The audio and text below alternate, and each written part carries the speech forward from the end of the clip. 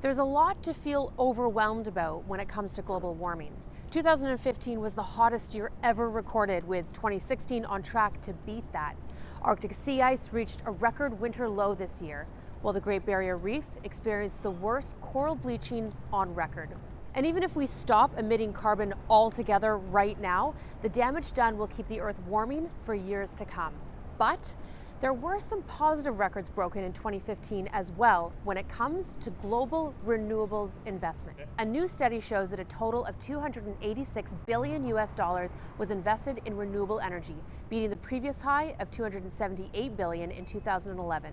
Also of note, for a first time, investment in developing nations exceeded developed countries.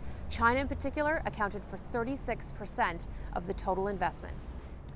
UN Secretary General Ban Ki-moon said the report's findings increased confidence that a low-carbon world was obtainable, but that in order to avoid dangerous climate change, an immediate shift away from fossil fuels is required.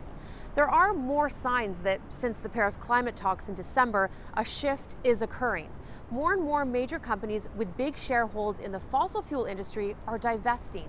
But what exactly does that mean? An increased number of organizations are selling shares, stocks, and bonds in companies connected to fossil fuels. A charitable fund of the Rockefeller family, who are sitting on a multi-billion-dollar oil fortune, has just said it will withdraw all its investments from fossil fuel companies. Universities have been a recent frontrunner in this wave as well. Students from the University of California called to divest from 200 companies, and the University of Winnipeg recently held a public forum to debate whether the institution should stop investing in the fossil fuel industry. As the University of Winnipeg organizer said, by investing in these companies, you are supporting that industry and also you're profiting from that industry. There are many other universities around the world that have also taken this stand.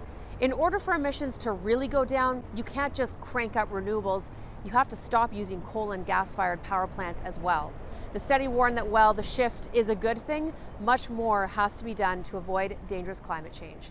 And now, you're Science Smart. If you have a science question on your mind, send me a tweet and I'll try to get it answered.